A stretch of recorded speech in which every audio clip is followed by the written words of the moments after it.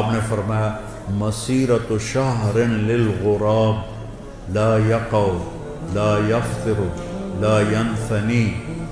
آپ نے دیکھا کوا بہت تیز اڑتا ہے، تو آپ نے فرمایا ایک کوا 1 مہینہ اڑتا رہے، نہ ادھر ہو نہ ادھر ہو، نہ سست پڑے نہ بیٹھے، تو 1 مہینہ چلتے چلتے چلتے جہاں وہ پہنچے گا اتنا بڑا ایک گچھا انگور کا ہوگا۔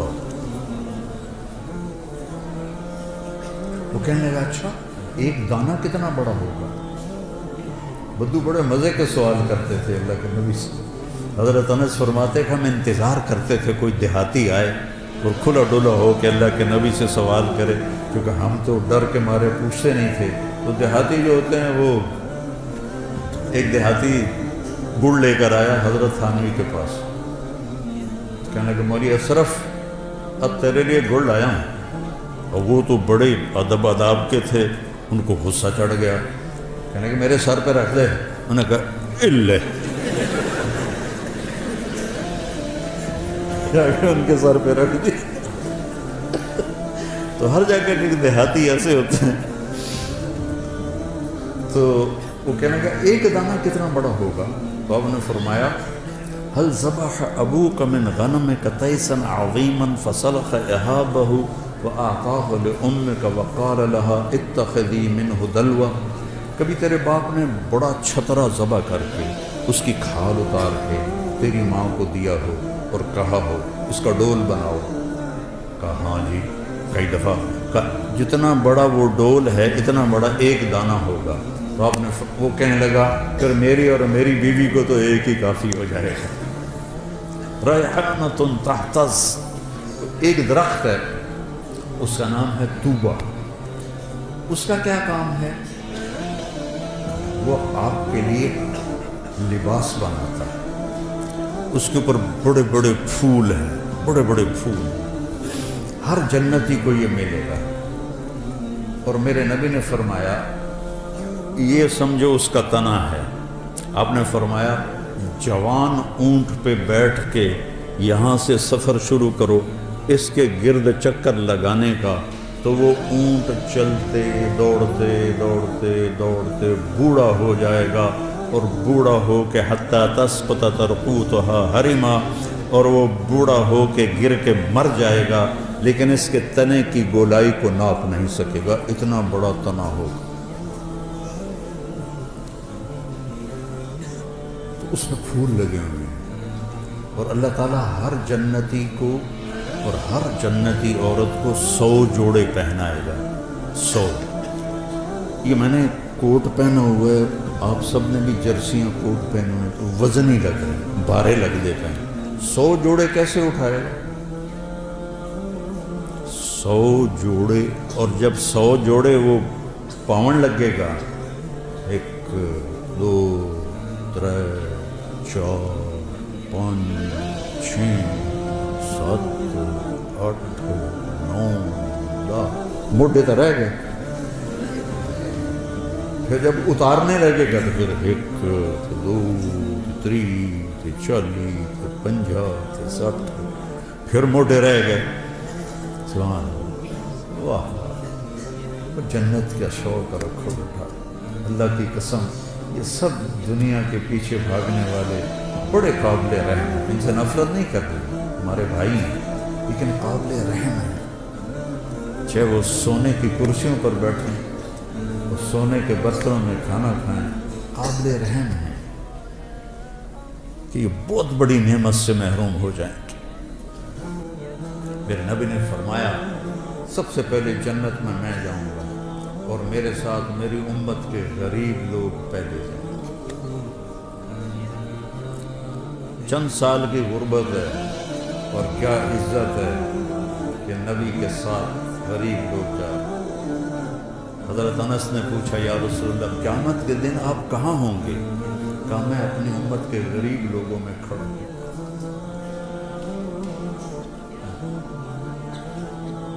قیامت کے دن اللہ تعالیٰ فرشتوں سے کہے گا ایتوہم فحیوہم، جاؤ ان کو سلام کرو۔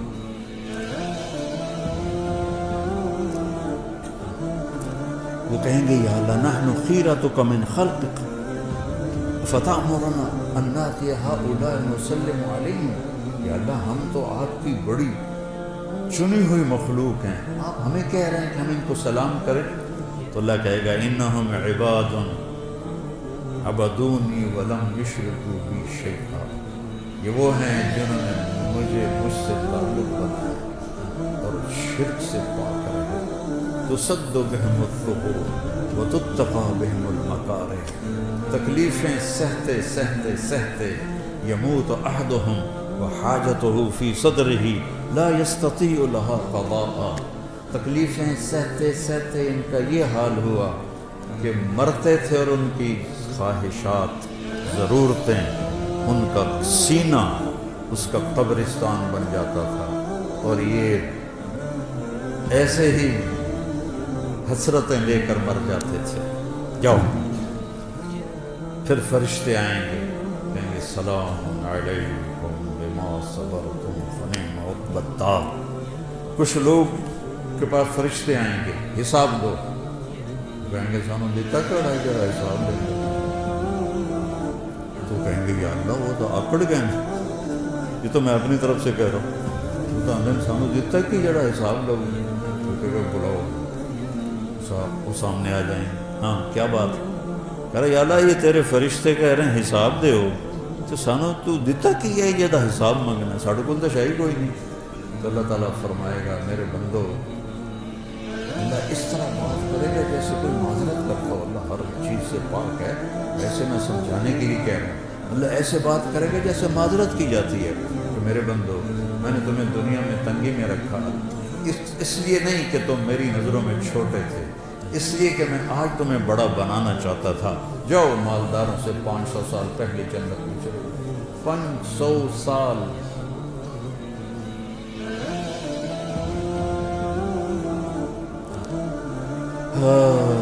تو 100 جوڑے کیسے پہنے گا، کیسے اتارے گا؟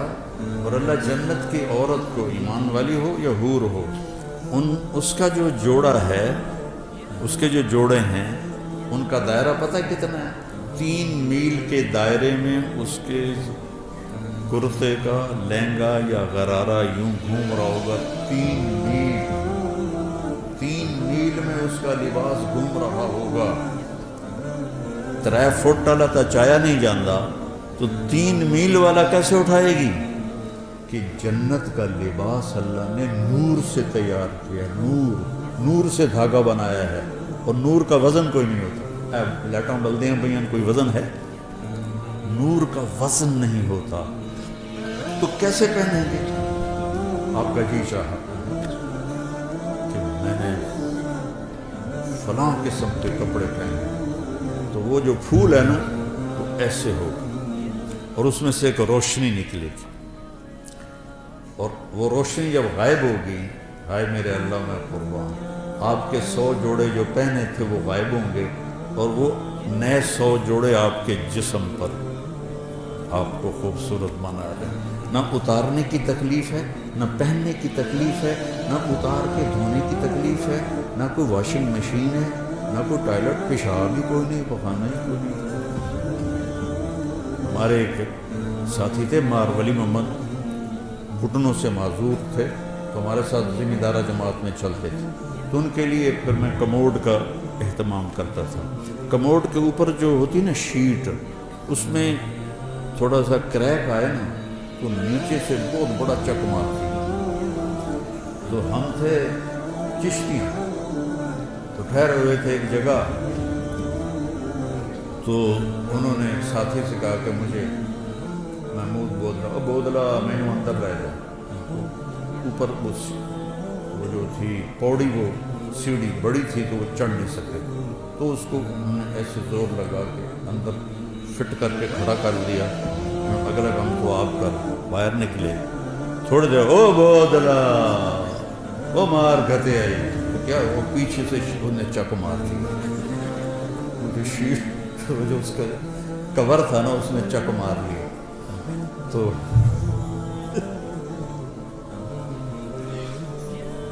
میں کمرے میں بیٹھا ہوا تھا، لہذا میں ان کی نغمہ سرائی سن رہا تھا، تو جب باہر نکلے نا تو ایسے چادر پہنتے تھے شلوار میں، ایسے تھوڑی سی چادر اٹھا کے ایسے کھڑے، تو مولوی جی، مجھے مولوی جی کہتے تھے، مولوی جی اے جنت چلا میرا ہگن موترن معاف کر دے، مجھے اور کچھ بھی نہیں چاہیے۔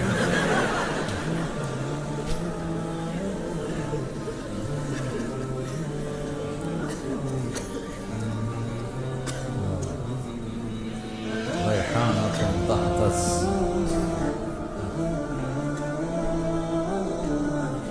ولمن خاف مقام ربه جنتان ذواتا افنان فیہما عینان تجریان فیہما من کل فاکہۃ زوجان سبحان متکئین علی فرش وطائنها من استبرق وجنى الجنتین دان فیہن قاصرات الطرف لم یطمثہن انس قبلہم ولا جان هل جزاء الإحسان إلا الإحسان ومن دونهما جنتان مدهامتان فيهما عينان نضاختان فيهما فاكهة ونخل ورمان فيهن خيرات حسان حور مقصورات في الخيام لم يطمثهن إنس قبلهم ولا جان متكئين على رفرف خضر وعبقري حصان فبأي آلاء ربكما تكذبان۔ اوپر جنت الفردوس کو بیان کیا ہے، نیچے دوسری جنتوں کو بیان کیا ہے۔ جنت الفردوس کے لیے اور تعبیرات ہیں اور چھوٹی جنت کے لیے اور تعبیرات ہیں۔ اس لیے میں کہتا ہوں عربی سیکھو، عربی سیکھو۔ یہ جو ضربہ یضرب و ضربن ہے نا، اس سے قرآن نہیں سمجھ میں آئے۔ ایک ساتھی مجھ سے کہنے لگا مولانا یہ جو مدرسوں کے طالب علم ہیں ان کو جلدی غصہ آتا ہے، کالج کے لڑکوں کی نسبت مدرسے کے لڑکوں کو جلدی غصہ آتا ہے۔ اب میں 20 سال سے مدارس چلا رہا ہوں، مجھے بھی اندازہ ہے۔ میں نے کہا ان کا پہلا سبق ہوتا ہے ضرب ضربا ضربو ضرب ضربتا ضربنا ضربت ضربتما ضربتم ضربتی ضربتما ضربتما ضربتو ضربنا ماری جا ٹوٹی جا ماری جا ٹوٹی جا ماری جا ٹوٹی جا۔ اور بول اثر کرتا ہے، بول اثر کرتا ہے۔ بابا ان لکیر کے فقیر آ رہے ہیں، کوئی سیغہ ہی بدل دے، کوئی چنگا جہا سیغہ پا دے وچ، مارن کٹن دے سیغہ ہی پائی جاندے۔ عربی سیکھو بیٹا، قرآن سے جڑو، قرآن کو دل لگا کے سمجھو۔ یہ ناانصافی ہے اہل مدارس کی جو قرآن کے ساتھ ہدایہ ثالث پڑھائی جا رہی، مشکات پڑھائی جا رہی، تو قرآن خواب سمجھ میں۔ پھر عربی کا مصطبہ اتنا نہیں ہے کہ حسن قرآن کو ہم سمجھ سکیں۔ قرآن کتنا حسین ہے۔ ہماری مثال اس کی ہے کہ جو بڑے خوبصورت باغیچے میں ہے لیکن نظر کچھ نہیں آ رہا، اندھر۔ قرآن جیسا حسن، یہ اللہ کا کلام ہے، اس کی کوئی انتہا نہیں ہے۔ امام راضی جیسی 30 جلدیں نہیں، 30 کروڑ جلدیں لکھ دی جائیں تو بھی قرآن کے مطالب ختم نہیں ہوتے، چونکہ یہ اللہ کی زبان سے نکلا ہوا کلام ہے، اس کے مطالب معانی کی کوئی انتہا نہیں ہے۔ تو بچوں قرآن سے جڑو اور اپنے نبی کی سیرت سے، اپنے نبی والی زندگی کو سیکھو۔ تبلیغ میں جانے کو جو کہتے ہیں اس لیے کہتے ہیں اللہ کے جو اہل اللہ ہیں ان کی صحبت اختیار کرو، تبلیغ میں جاؤ، جتنے بھی تربیتی اور اصلاح کے کام ہیں کسی کے ساتھ بھی جڑو تاکہ تزکیہ نفس ہو۔ قد افلح من زکاہا وقد خاب من دساہا۔ اور صرف پڑھنے سے تزکیہ نہیں ہوتا، تو قرآن کو اپنا حفظ جان بناؤ، قرآن سے جی لگاؤ، تو اللہ آپ پر جب قرآن کی خوبصورتی کو کھولے گا نا پھر آپ کا کہیں دل نہیں لگے گا۔ جنت میں ابن قیم نے لکھا ہے جنت میں ایک محفل ہوگی جس میں علماء اکٹھے ہوں گے اور وہاں اللہ ان پر قرآن کے علوم کھولے گا، اور پھر جب تک جنت باقی، جنتی باقی، اور جب تک اللہ ہے، جنت ہے، جنتی ہے، تو یہ مجلس ابد الآباد لگے گی اور کبھی بھی قرآن کے مطالب ختم نہیں ہوں گے، کبھی قرآن کے معانی ختم نہیں ہوں گے۔ حضرت علی رضی اللہ تعالیٰ عنہ کا فرمان ہے، اگر سورۃ فاتحہ کی میں تفسیر لکھواؤں تو 70 اونٹوں پہ لادوں جائے۔ ایک چھوٹی سی خوبصورتی بتاتا ہوں سورۃ فاتحہ۔ محاورہ ہے، نہ میں چائے پیوں گا نہ میں کھانا کھاؤں گا۔ جب آپ دو چیزوں کا انکار کرنا ہو تو نہ میں کھانا کھاؤں گا نہ میں پانی پیوں گا۔ انگریزی میں ہے neither this nor that، نہ یہ نہ وہ، اور عربی میں ہے لا هذا ولا هذا، لا هذا ولا هذه۔ پہلی دفعہ